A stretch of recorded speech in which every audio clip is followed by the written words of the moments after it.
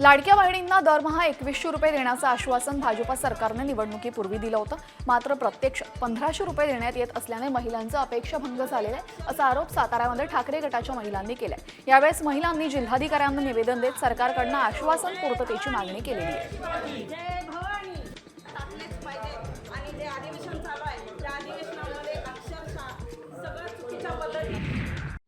Comscore नुसार आता isakal.com आहे देशातील नंबर 1 ची मराठी न्यूज वेबसाईट। प्रत्येक अपडेटसाठी isakal.com ला नक्की भेट द्या।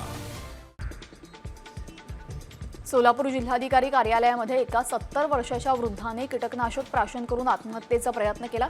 सोपान राऊत असे या वृद्धाचं नाव असून आरणगावचे ते रहिवासी आहेत। तसंच स्वतःच्या मुलाविरोधात तक्रार देण्यासाठी जिल्हाधिकारी कार्यालयात ते आले होते। दरम्यान त्यांच्यावर रुग्णालयामध्ये उपचार सुरू आहेत।